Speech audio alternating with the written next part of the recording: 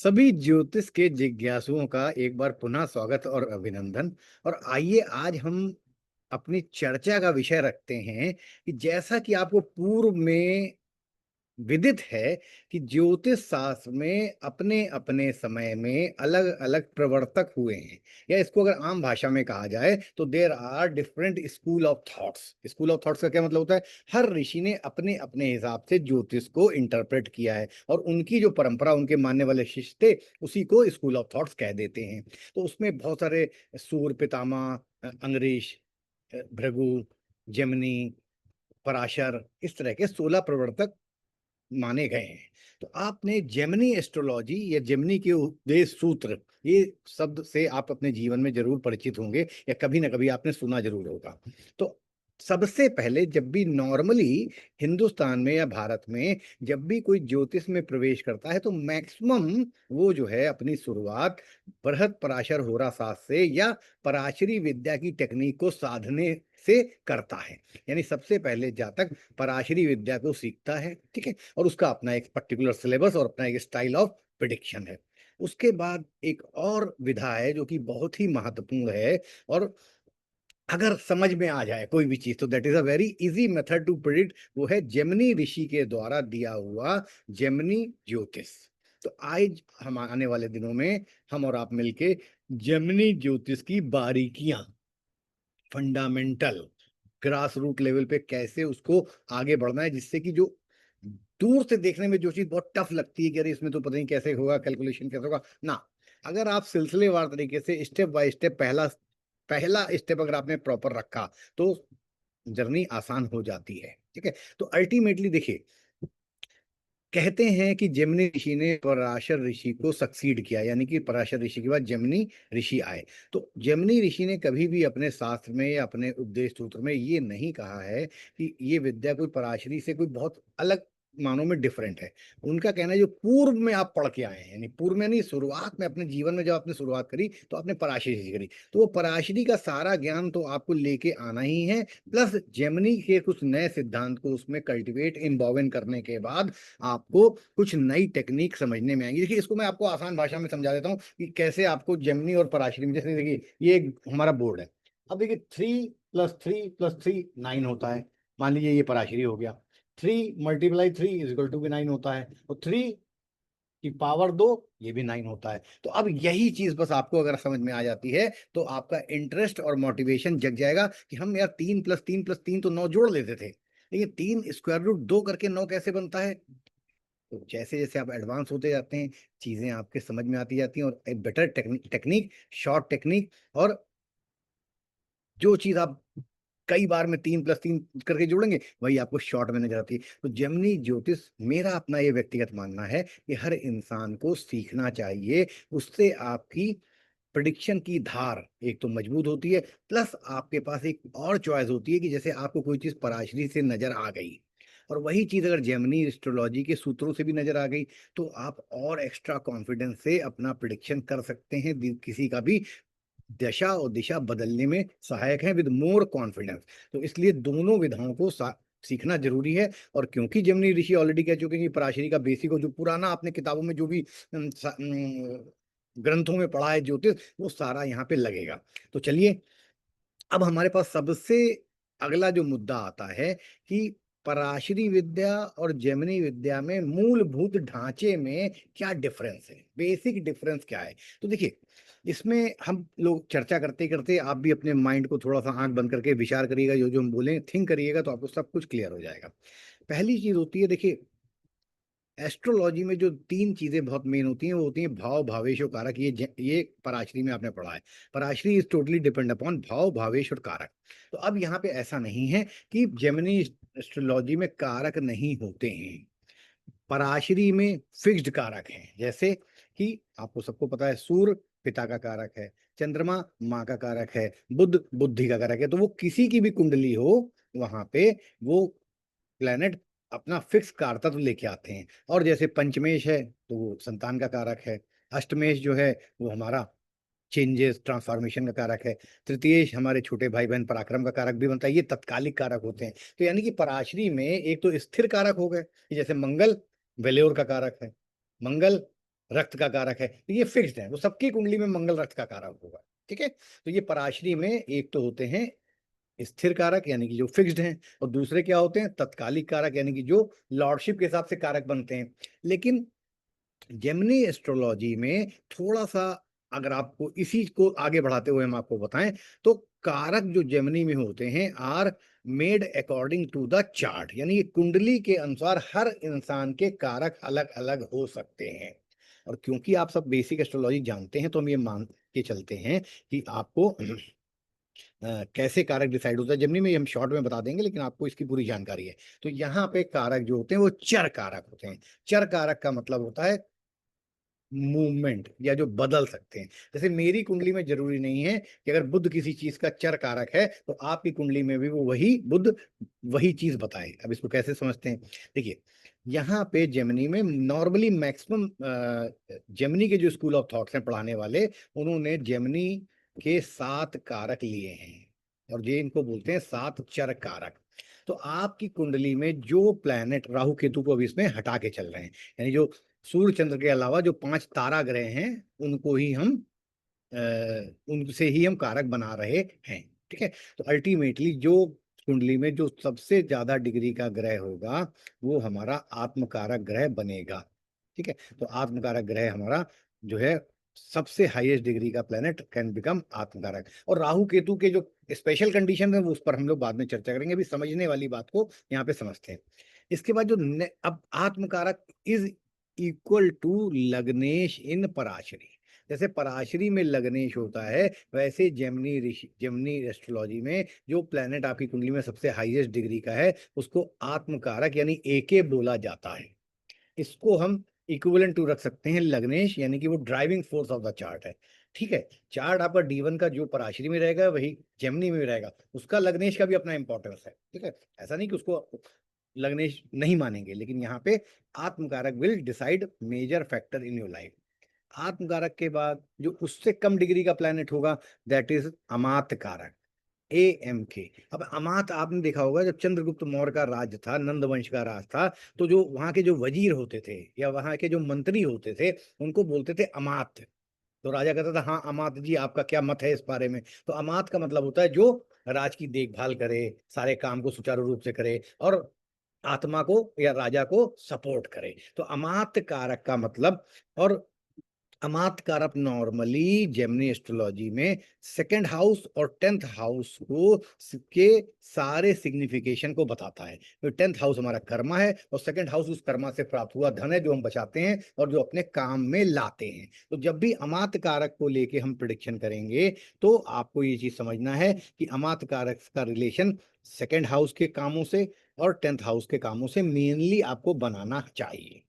इसके बाद आत्मकारक अमात्कारक जो तीसरा ग्रह होगा जिसकी उसके बाद डिग्री कम डिग्री होगा, उससे भी कम डिग्री होगी, उसको बोलते हैं भातृकारक।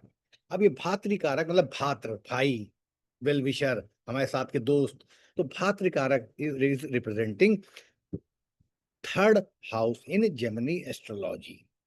और कुछ एक दो फैक्टर 9th हाउस के भी वो ले लेता है, जैसे हमारे सपोर्ट में हमारे चाचा, हमारे जो बड़े लोग हैं, हमारे गुरु। तो थर्ड भात्र कारक से जो भी ग्रह क्वालिफाई करेगा डिग्री वाइज भात्र कारक के लिए, वो यहाँ पे 3rd हाउस की सारी चीजें और कुछ 9th हाउस के एस्पेक्ट को भी जेमिनी एस्ट्रोलॉजी में क्लियर कट बताता है। इसके बाद आपको पता है मातृ कारक आता है जो कि 4th हाउस को रिप्रेजेंट करता है, उससे हम माता, गाड़ी, घोड़ा, भूमि, वाहन, मकान का सुख देख सकते हैं जेमिनी एस्ट्रोलॉजी में, और ये फिक्स हो जाते हैं। ये जो है चर कारक है, ये मेरे चार्ट में कोई भी ग्रह मात्र कारक बन सकता है, आपके में जो डिग्री वाइज चौथे नंबर का होगा वही बनेगा मात्र कारक। तो ये हमारी और आपकी और किसी और की कुंडली में अलग अलग हो सकते हैं क्योंकि ये चर कारक है, यानी ये मूव करेंगे। अदरवाइज जैसे पराशरी में हम क्या कहते हैं कि 4th लॉर्ड या चंद्रमा माँ का कारक है, वो सबके में रहेगा, पूरी दुनिया में सबके लिए सेम रहता है, लेकिन यहाँ पे ऐसा नहीं है। डिग्री के हिसाब से हम उनको वैल्यू या उनकी सिग्निफिकेशन अलॉट करते हैं। मात्र कारक के बाद पुत्र कारक आता है। पुत्र पंचम भाव से देखा जाता है, तो पुत्र कारक जो ग्रह क्वालिफाई करता है जेमिनी में, वो सारी बातें पंचम हाउस, लव, रोमांस, मंत्र, लॉटरी, सट्टा, जुआ, क्रिएटिविटी, बुद्धि, मेन सबसे बड़ी चीज है बुद्धि। इसीलिए जेमिनी एस्ट्रोलॉजी में पंचमेश का बहुत अधिक महत्व दिया गया है। अब बताइए क्यों दिया गया है? विचार करेंगे तो आपको पाएगा कि इंसान के पास अगर बुद्धि हो तो वो बहुत कुछ करने में सक्षम होता है। इसलिए ये सारे कारकों के अलावा पंचमेश और ये जो अपना पुत्र कारक ग्रह जो क्वालिफाई करता है, उसका बहुत इंपॉर्टेंस है राजयोग बनाने में भी। अभी हम इसी चर्चा में कैसे जेमिनी से राजयोग बनते हैं इसको भी समझने का प्रयास करेंगे। तो आपको पहले तो ये फंडामेंटल समझ में आ जाना चाहिए कि बुद्धि is a very important fundamental in today's world. बुद्धि का इंपॉर्टेंस होने के कारण पितृकारक या फिफ्थ हाउस के लॉर्ड को स्पेशल अटेंशन या इंपॉर्टेंस जेमिनी एस्ट्रोलॉजी में प्रदान की गई है। उसके बाद आता है ज्ञाति कारक। तो ज्ञाति कारक इस, आप इसको त्रिक भाव कह सकते हैं। 6, 8 और 12 की एनर्जी इसमें होती है। सिक्स्थ हाउस तो मेनली ये बताता ही बताता है, लेकिन कंबाइंडली अगर देखें तो 6, 8, 12 की एनर्जी ज्ञाति कारक में अंदर इनबिल्ट होती है। यानी कि ऑब्स्टिकल देना, ट्रांसफॉर्मेशन देना, परेशानियां देना, बीमारियां देना, तो ये हम जेमिनी के छठे चर कारक, जिसको कि ज्ञाति कारक बोलते हैं, उससे विचार करते हैं और इनके आपस में संबंध भी समझेंगे। ठीक है। लास्ट जो सातवां चर कारक, जो 7 चर कारक की बात करी गई है, उसमें सातवां आता है, वो है दारा कारक। दारा का माने पति या स्पाउस, तो ultimately that is representing your seventh house in astrology. Seventh house से हम स्पाउस, पार्टनर, और क्योंकि सेवेंथ हाउस हमारा मार्केश भी होता है, मारक भाव भी होता है, तो दारा कारक की एनर्जी को हम अपने लाइफ में, अपने चीजों में एज अ मार्केश भी यूज कर सकते हैं। तो अभी हमने आपको एक छोटा सा डिफरेंस बताया कि किस प्रकार से पराशरी विद्या में स्थिर कारक अलॉन्ग विथ तत्कालिक कारक, और यहाँ पे चर कारक। लेकिन एक चीज ध्यान रखिएगा, जेमिनी ऋषि ने कहीं पर ये नहीं कहा है कि आप स्थिर कारक यहाँ पर नहीं यूज कर सकते हैं। जैसे कि मान लीजिए मंगल आपका दारा कारक बना, सबसे लोएस्ट डिग्री का प्लेनेट आपके चार्ट में मंगल है, तो मंगल अगर सबसे लोएस्ट डिग्री का है तो वो बन जाएगा दारा कारक। तो अल्टीमेटली शादी के सारे मैटर दारा कारक यानी मंगल से रिप्रेजेंट होंगे, क्योंकि वो आपकी कुंडली का दारा कारक या सेवंथ हाउस का एनर्जी अपने अंदर समाहित रखता है। लेकिन दारा कारक मंगल के साथ साथ जेमिनी में भी वीनस का महत्व कम नहीं होगा, क्योंकि वीनस पत्नी का कारक है। या मान लो अगर किसी लड़की की कुंडली है तो जुपिटर पति का कारक है, और चांस के बाद मंगल अगर दारा कारक क्वालिफाई कर गया है जेमिनी में, तो जुपिटर को भी एज अ कारक लेंगे। क्यों लेंगे? क्योंकि जेमिनी ऋषि ने कहा है इससे पूर्व में जितनी भी ज्योतिष का साहित्य से आपने ज्ञान अर्जन किया है, वो सब कुछ यहाँ पर लगाने के साथ साथ हमारे जो कुछ स्पेशल रूल्स हैं उनको भी आपको यूज करना है। तो आशा करता हूँ कि ये पहला डिफरेंस आपको अच्छे से समझ में आ गया होगा। अगला जो मेजर डिफरेंस है, और ये हम जानते क्यों शुरू कर रहे हैं बिल्कुल स्टार्टिंग से, कि कई लोग जो जेमिनी एस्ट्रोलॉजी में एंटर तो करना चाहते हैं लेकिन 2-4 पन्ने पढ़ के वो कंफ्यूज हो जाते हैं, या उनको लगता है ये बहुत टफ है। तो आप विश्वास मानिए, आगे आने वाले दिनों में सीरीज में आप हमारे साथ बने रहिएगा। ग्रास रूट लेवल से आपको फंडामेंटल क्लियर कर देंगे जेमिनी एस्ट्रोलॉजी के, कि उसके बाद आप कुछ भी पढ़ेंगे तो आपको समझ में आएगा। तो ये हमारा आपसे वादा है। तो अब अगला प्रश्न लेते हैं कि जो मेजर डिफरेंस नजर आता है पराशरी और जेमिनी में, वो है दृष्टियों का, यानी कि एस्पेक्ट्स का। तो पराशर में आपको पता है, पराशर में ग्रह दृष्टियां होती हैं, यानी कि प्लैनेट को पराशर ऋषि ने एस्पेक्ट्स, कुछ स्पेशल इफेक्ट और कुछ जो नेचुरल होते हैं, जैसे सातवीं सातवीं दृष्टि तो सभी ग्रहों को मिलती है, और कुछ ग्रहों को स्पेशल दृष्टि भी प्रदान कर दी गई है। जैसे शनि को तीसरी दृष्टि और दसम दृष्टि, जुपिटर को पांचवी दृष्टि और नवम दृष्टि। तो यानी वहां पे ग्रह देख रहा है कहीं से बैठ के, ग्रह की दृष्टियां हैं। लेकिन जेमिनी एस्ट्रोलॉजी में ग्रहों की दृष्टि ना होके राशि एक दूसरे को दृष्टि देती हैं। मतलब यहाँ पे जोडियक साइन या राशियों की दृष्टि होती है। हाँ, उस राशि में जो ग्रह बैठेगा वो भी परस्पर राशि जहां देखेगी वहां पे दृष्टि डालेगा। अब ऐसा नहीं कि जुपिटर किसी राशि में बैठा है तो उस राशि से पांचवें, नौवें और सातवें जरूरी नहीं है कि दृष्टि डाल दे। लेकिन हाँ, जुपिटर जिस राशि में बैठा है उस राशि की दृष्टि जहां जहां पड़ेगी, राशि की दृष्टि, वहां वहां जुपिटर की ऑटोमेटिकली दृष्टि पहुंच जाएगी, क्योंकि जुपिटर उस राशि में बैठा है। और जेमिनी ज्योतिष में दृष्टि राशियों की है, और राशियों में होने के कारण ग्रह भी उसी जहां जहां राशि देखेगी वहीं वहीं ग्रह भी देखेंगे। तो ये एक बेसिक मूलभूत ढांचा आपको समझ लेना चाहिए। तो आइए थोड़ा सा 2 मिनट इस पर भी बात कर लेते हैं कि राशियों की दृष्टि कैसे होती है। देखिए, इसका बड़ा सिंपल सा फंडामेंटल होता है। इसके लिए आपको सबसे पहले जानना पड़ेगा कि कुंडली की ये जो 12 राशियां होती हैं, इसमें से कौन सी राशि चर राशि है। चर राशि मतलब जिन राशियों में मूवमेंट है, गति है, ठीक है। और कौन सी राशियां जो है स्थिर राशि हैं, यानी कि जो स्टैग्नेंट हैं, रुकी हुई हैं, मूवमेंट नहीं करती हैं। ओके। तो तीसरी होती है द्वि स्वभाव राशि, तो जरूरत पड़ने पे थोड़ा चल भी सकती हैं और रुक भी सकती हैं, चल भी सकती हैं, मतलब उनमें दो तरह का नेचर है, डुअल नेचर का नेचर। तो सबसे पहले जो चर राशियां होती हैं वो होती हैं 1, 4, 7 और 10, यानी कि मेष, कर्क, तुला और मकर। ठीक है, ये हमारी चर राशि हैं। ठीक है। उसके बाद जो हमारी स्थिर राशियां होती हैं, जो फिक्स्ड साइन होते हैं, वो होते हैं 2, 5, 8 और 11।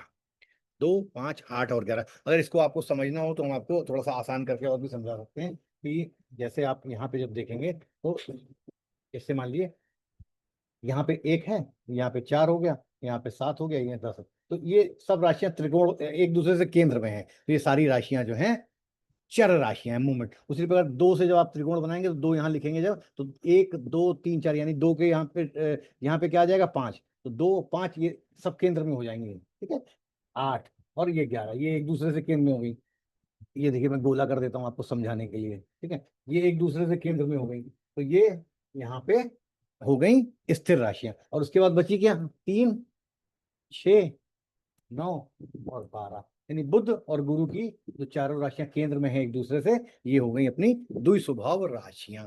ठीक है। तो अब इनकी दृष्टि को संबंध को समझने के लिए बहुत आसानी से समझने के लिए हम इसको बिल्कुल सिंपल फॉर्म में समझते हैं, तो आपको समझ में आएगा। सबसे पहली चीज एक बड़ा सिंपल सा फंडा होता है। जितनी भी चर राशियां हैं, चर राशियां जो हैं वो स्थिर राशियों को देखती हैं। चर राशि जो हैं दे यू गिव देयर एस्पेक्ट, यानी राशियों की, यहाँ पे जब एस्पेक्ट की बात कर रहे हैं तो चर राशि इस स्थिर राशियों को दृष्टि देती हैं। इसको अभी हम आपको बोर्ड पर समझा भी देते हैं जिससे आपको कोई दिक्कत ना हो समझने में। तो यहाँ पे थोड़ा सा आप हमें अटेंशन दीजिए तो आपको समझ में आ जाएगा। ठीक है, आशा करता हूँ आपको बोर्ड नजर आ रहा होगा। देखिए मैं आपको एग्जांपल देता हूँ। जैसे मान लीजिए ये चर राशि है, ठीक है। तो चर राशि ये यहाँ से दृष्टि देगी, और ये 2 नंबर है, ठीक है, दो, दो हो गया। अब ये हो गया 5 नंबर, 6। अभी देखिए साहब, आपको एक बार में ये फंडामेंटल क्लियर हो जाएगा, हमेशा के लिए प्रॉब्लम आपकी सॉल्व हो जाएगी। ठीक है। ठीक है। तो ये चर राशि हैं, ये स्थिर राशियों को दृष्टि देती हैं। ठीक है। तो स्थिर राशियों को जब ये दृष्टि देती हैं तो यहाँ से स्थिर राशियां कौन कौन सी होती हैं, एक तो ये होती है, एक ये होती है, 2, 5, 8 और 11। लेकिन ये छोटा सा पॉइंट होता है कि इससे जो टच होती हुई स्थिर राशि होगी उसको नहीं देंगे। यहाँ क्रॉस लगा दीजिए, यानी कि मेष चर राशि है, वृष स्थिर राशि है, लेकिन मेष वृष से टच हो रहा है, स्थिर राशि से टच हो रहा है, तो इसको दृष्टि नहीं दे पाएगा। बाकी यहाँ पे स्थिर राशि को दृष्टि देगा, इस स्थिर राशि को दृष्टि देगा, इस स्थिर राशि को दृष्टि देगा। ठीक है। तो ये आपको फंडामेंटल समझ गया। अब जैसे मान लीजिए यहाँ पे मून बैठा हुआ, तो मून यहाँ पे दृष्टि नहीं देगा, क्यों, क्योंकि चर राशि अपने से टच होती हुई स्थिर राशि को दृष्टि नहीं देती है, देता है, लेकिन वो बाकी की स्थिर राशियों पे दृष्टि डालता है। तो यहाँ पे मून पराश्री होता तो ये मून की दृष्टि यहाँ पे पड़ती 7th, लेकिन जेमिनी में ये मून की दृष्टि पंचम भाव पे भी पड़ेगी, अष्टम भाव पे भी पड़ेगी और 11th हाउस में पड़ेगी। तो मतलब मून की, क्यों, क्योंकि मून चर राशि में बैठा है, और यहाँ पे एरिस की दृष्टि है।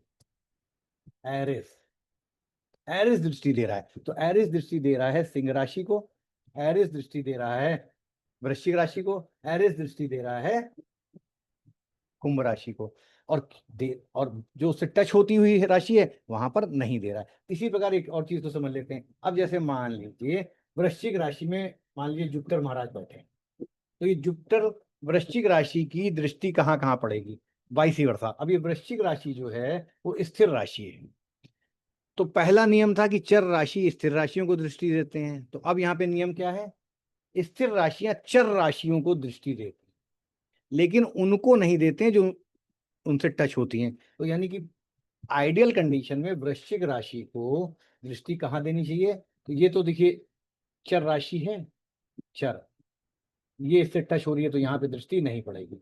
दूसरी चर राशि ये हो गई, मैं यहाँ पे गोला कर दे रहा हूँ, दूसरी चर राशि ये हो गई, और तीसरी ये हो गई, ठीक है। तो ये जुपिटर महाराज स्थिर राशि में बैठ के चर राशि को देखेंगे, तो पहली चर राशि यहाँ पे दृष्टि डालेंगे, यहाँ पे दृष्टि डालेंगे, और यहाँ पे दृष्टि डालेंगे, ठीक है। इसमें से कुछ पराशरी दृष्टि, जैसे ये पराशरी दृष्टि में भी आ जाता है नवी दृष्टि, लेकिन ये राशियों की दृष्टि है। उस राशि में जुपिटर बैठ के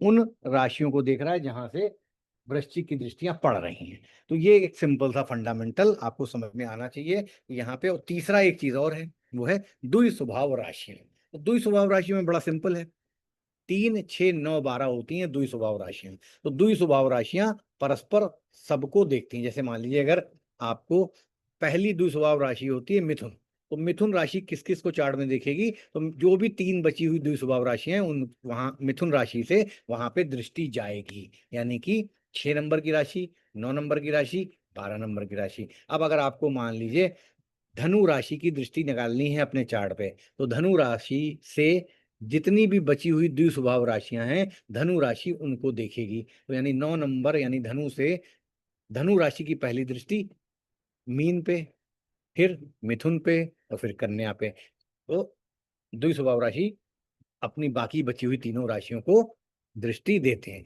तो सेम वे, अब अगर द्वि स्वभाव राशि में कोई ग्रह बैठा है, तो जहां जहां राशियों की दृष्टि जा रही है उस राशि में बैठे ग्रह की भी दृष्टि वहीं वहीं पे पड़ेगी। तो एक बेसिक हमने आपको शॉर्ट में समझाने का कोशिश किया है, आने वाले दिनों में इसको डिटेल में भी समझ लेंगे, that is not the issue. तो आपको एक फंडामेंटल समझ में हो गया कि यहाँ पे अब राशि क्योंकि किसी न किसी भाव में होती है, तो आप उसको चाहे भाव दृष्टि कह लीजिए, राशि दृष्टि कह लीजिए, और वही ग्रहों की दृष्टि बन जाती है। लेकिन पराशरी में आपको ग्रह की दृष्टि प्राप्त होती है, ग्रह जहां बैठता है वहां से दृष्टि देता है।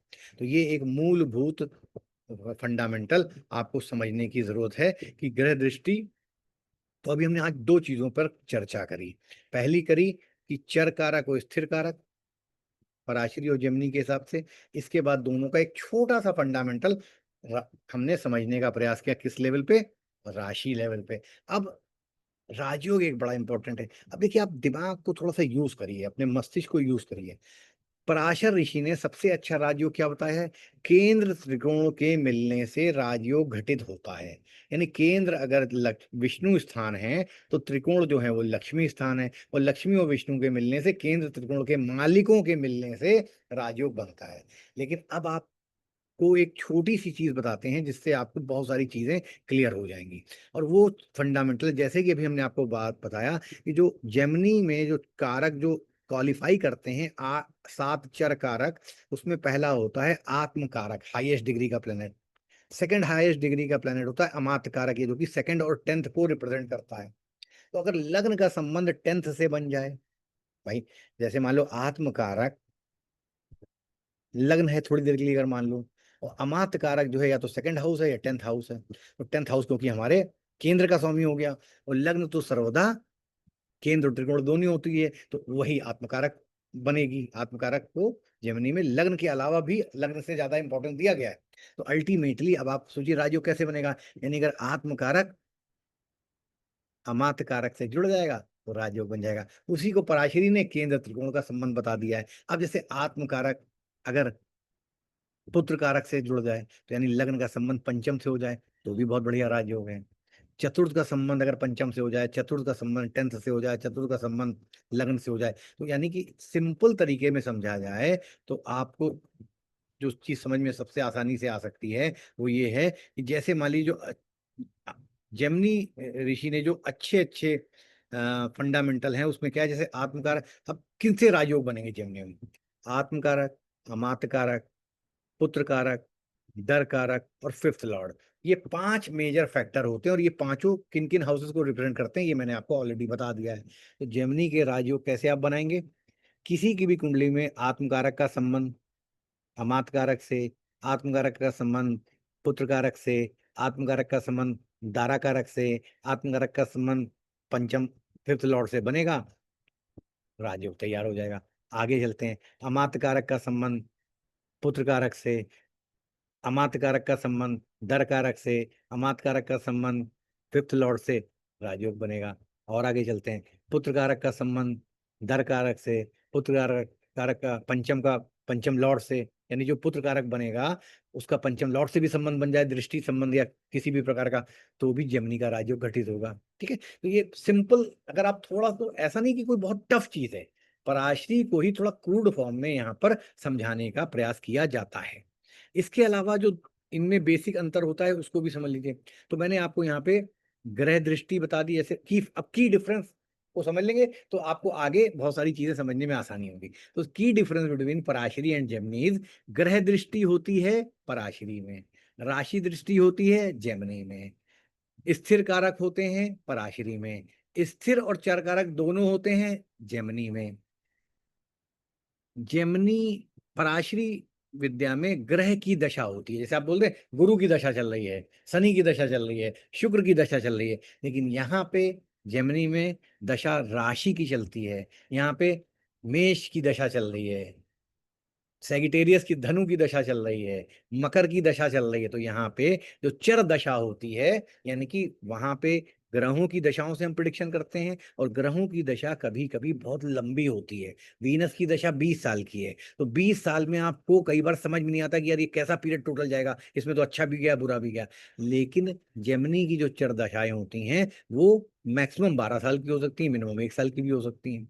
उसी प्रकार अंतरदशाएं भी छोटी बड़ी हो सकती हैं। ठीक है, तो उसमें क्या होता है, जैसे पूरे 20 साल की वीनस की पराशरी की दशा में कम से कम 3 जो है चर दशाएं, 3 से 4 दशाएं चर दशाएं आ जाएंगी। तो आपको 20 साल के पीरियड को छोटे पीरियड में और उसके सब पीरियड की एक एक साल से लेके कुछ महीनों की दशाओं में बाइफरकेट करने में बहुत आसानी हो जाती है। तो एक तो आपने पराशरी से 20 साल का पूरा कैलकुलेशन किया, या इवन आप ये सोचो कि विंशोत्तरी दशा में कभी कभी तो 3 साल का सब पीरियड भी होता है, अंतरदशाएं भी पौने 3 3 साल की हो जाती हैं। तो 3 साल को भी अगर छोटा करना है तो फिर या तो, और उसमें जब आप प्रत्यंतर तक जाते हैं तो फिर कई सारी चीजें आपके सामने आ जाती हैं कि अब ये भी हो रहा है, ये भी हो रहा है, इससे भी हो रहा है, तो आप कैलकुलेट नहीं कर पाते हैं। लेकिन जेमिनी में छोटे फॉर्म में छोटे पीरियड को रिप्रेजेंट करके आप आसानी से को रिलेट करके विमशोत्तरी से या पराशरी विद्या से एक कॉमन कंक्लूजन में कॉमन फैक्टर देख सकते हैं दोनों का। इसलिए राशि दशा, और स्पेशली चाहे वो स्थिर दशा लगाएं चाहे आप चर दशा लगाएं, लेकिन जेमिनी की चर दशा भी आपको सीखनी चाहिए। जैसे कि नॉर्मल कोई भी अच्छा एस्ट्रोलॉजर नॉर्मली विमशोत्तरी दशा, चर दशा और योगिनी दशा, 3 दशाएं तो कम से कम, और लगाने वाले तो और भी लगाते हैं अपने अपने ऑप्शन बना के। वैसे हम अपनी तरफ से चर दशा, योग और विमशोत्तरी और योगिनी 3 पर काम करके, तीनों से अगर हमें कोई कॉमन फैक्टर मिलता है तो उतने ही फुली कॉन्फिडेंस से हम किसी चीज को कहते हैं। आपको भी कहना है, ठीक है। तो यहाँ राशि दशा और ग्रह दशा को हमने आपको डिफरेंस के फॉर्म में बताया। इसके बाद पराशरी में जितनी भी दशाएं होती हैं वो चंद्रमा पर आधारित होती हैं, चंद्रमा के अकॉर्डिंग, चंद्रमा किस नक्षत्र में कितना चल चुका है और कैसे कैसे नक्षत्र का भोग करेगा, तो नक्षत्र दशाएं हैं ये। विमशोत्तरी इज ऑल्सो अ नक्षत्र दशा ऑफ प्रोग्रेशन ऑफ मून। लेकिन यहाँ पे जो जेमिनी एस्ट्रोलॉजी में है, ये जो राशि दशाएं होती हैं लग्न से शुरू होती हैं, लग्न से स्टार्ट होके आगे पीछे चलने का सिस्टम उनका बनता है, अगली दशा कौन सी आएगी। तो यहाँ पे लग्न का स्टार्टिंग पॉइंट राशि दशा है। दूसरा एक जो सबसे इंपॉर्टेंट चीज हम आपको बताना चाहते हैं, जो आपको सीखना ही सीखना है, और इससे आपके डब प्रिडिक्शन करने की क्षमता में 100% बढ़ोतरी होगी, वो है पराशरी ज्योतिष का जो सबसे खूबसूरत कॉन्सेप्ट मुझे आज तक लगा, वो है भावात भवम, यानी हाउस टू हाउस थ्योरी। जैसे अगर पंचम संतान बताएगा तो पंचम से पंचम नवम भी संतान बताएगा। ठीक है, अगर तीसरा हाउस पराक्रम बताएगा तो तीसरे से तीसरा पंचम हाउस भी पराक्रम बताएगा। ये भावात भवनों का एक बहुत ही सुंदर कॉन्सेप्ट पराशर ऋषि ने दिया। जब जेमिनी एस्ट्रोलॉजी में इसी कॉन्सेप्ट को और मॉडिफाई तरीके से हम भाव पदा या उपपदा लग्न से भी कैलकुलेट करते हैं। तो जैसे मान लीजिए कि एक एग्जांपल दे रहे हैं कि जैसे मान ली फिफ्थ हाउस का लॉर्ड अपने से कितने घर आगे बैठा है, और जहां बैठा है वहां से उतने ही घर और आगे काउंट कर लेते, तो वो उसका हो जाता है भाव पदा। ये हम आने वाले थोड़ा सा क्लिष्ट है, लेकिन एक बार जब समझ में आ जाएगा तो आपको दिक्कत नहीं होगी। यहाँ पे समझाने का मैटर से इतना था कि पराशरी में जो भावात भवम है, उसी कॉन्सेप्ट को हम जेमिनी में भाव पदा के हिसाब से यूज करते हैं। और जो सबसे अच्छी चीज है जेमिनी में, जैसे कि मान लीजिए हम आपको एक सिंपल चीज समझाते हैं कि जेमिनी क्यों सीखना चाहिए आने वाले दिनों में आपको। जैसे मान लीजिए हमने कहा कि आपकी लग्न जो है कर्क है, और थोड़ी देर के लिए हम कर्क को इंडिया मान लेते हैं, भारतवर्ष मान लेते हैं थोड़ी देर के लिए समझने के लिए। तो मान लो 50-10 लोग जो हैं कर्क लग्न में पैदा हुए, तो क्या आप सबके एट्रीब्यूट जो हैं इंडिया जैसे बताओगे? लेकिन पराशरी में जो सबसे अच्छा, पराशरी में तो आपको कर्क लग्न में डिवीजन, सभी कर्क लग्न में पैदा हो गए 10 के 10 लोग, तो उतनी एक्यूरेसी शायद आपको ना आए। लेकिन जेमिनी में जब आप जैसे उसको चाहे जो भी लग्न आपकी बनती है, तो उसके बाद हम इसमें सोमांश लग्न, कारकांश लग्न, अरुधा लग्न, कई सारी लग्नें दी होती हैं, जिससे कि इंडिविजुअल इंडिविजुअल में भी डिफरेंस हो जाता है। अब जैसे सोमांश लग्न या कारकांश लग्न जब अगर जिमनी की आप सीख लोगे, तो चलो सारे लोग 10 लोग जो हैं इंडिया में पैदा हुए, तो पराशरी तो यहाँ पे थोड़ी सी लिमिटेड होगी कि भाई 10 को हमें कर्क लग्न से बताना, उनकी फिजिकल एट्रीब्यूट को, लग्न को। लेकिन जैसे ही आपने जेमिनी में कर्क लग्न को देखने के बाद उसमें से समांश लग्न या कारकांश लग्न निकाल लिया, तो आपको पता चल गया कि भाई सब तो भारत में पैदा हुए, लेकिन ये भारत में पैदा होने के बावजूद आसाम में पैदा हुआ, ये भारत में पैदा होने के बाद केरल में पैदा हुआ, ये भारतवर्ष में पैदा होने के बावजूद महाराष्ट्र में पैदा हुआ, ये भारतवर्ष में पैदा होने के बाद जम्मू के बावजूद जम्मू कश्मीर में क्यों? अब हमने उस लग्न, यानी कि हमारे पास जेमिनी में डिफरेंट डिफरेंट लग्न हैं, एक ही लग्न में पैदा होने वालों के भी अलग अलग एट्रीब्यूट बताने की। तो ऑब्वियस अंतर आ जाएगा ना। आसाम वाले के फीचर्स, खाना पीना, कपड़े पहनने का तरीका अलग होगा, महाराष्ट्र वाले का खाना पीना, कपड़े पहनने का तरीका अलग होगा, जबकि सब कर्क लग्न के हैं, यानी सब भारतवर्ष में पैदा हुए हैं। यही चीज जो है सबसे आपको आने वाले दिनों में हम लोग, और ऐसा नहीं है, और भी बहुत सारी बारीकियां हैं प्रिडिक्शन करना, लेकिन सबसे पहले अच्छी बात क्या होनी चाहिए कि हम पहले जेमिनी को दिल से फील करें, फंडामेंटल की क्लियरिटी करें, तब फिर बड़ी बड़ी जितनी चीजें हैं वो सीखेंगे। हम कहते हैं कि आने वाले दिनों में अगर हमने एक बार फंडामेंटल भी जेमिनी के सारे क्लियर कर लिए, तो फिर हम कुछ भी पढ़ें, कोई भी बड़ा कोर्स लें, हमें कम से कम समझ में तो आएगा कि इसका ग्रास रूट लेवल फंडामेंटल है क्या। तो इसी के साथ अब हम अपनी वाणी को विराम देंगे, और आशा करते हैं कि देखिए, बताने के लिए तो बहुत सारी चीजें हैं कि कैसे सोमांश लग्न, कैसे कारकांश लग्न बनती है, लेकिन हमने आज उसका एक सिर्फ आपको छोटा सा फंडामेंटल बताया कि किस प्रकार ब्रॉड से स्थूल, स्थूल से सूक्ष्म की तरफ कैसे चीजों को कन्वर्ट करके जेमिनी हेल्पफुल होता है। बहुत सारी इसमें चीजें और भी हैं जो कि समय पे हम लोग एक दूसरे को रिवील करेंगे, समझेंगे, बताएंगे। तो आशा करते हैं ये जो छोटी सी जानकारी हमने आपको दी, समय के अभाव में हो सकता है कहीं हम थोड़ा जल्दी बोल गए हो, नहीं आपको तो चिंता मत करिए, प्रयास हम आप मिलकर करते रहेंगे और इस पर सफलता जरूर प्राप्त करेंगे। इसी आशा से कि आप, जब तक हम लोग अगली बार नहीं मिल रहे हैं, जेमिनी की बारीकियों को अच्छे से साध करेंगे, पढ़ेंगे और समझेंगे। हमारी शुभकामनाएं आपके साथ हैं। धन्यवाद, प्रणाम।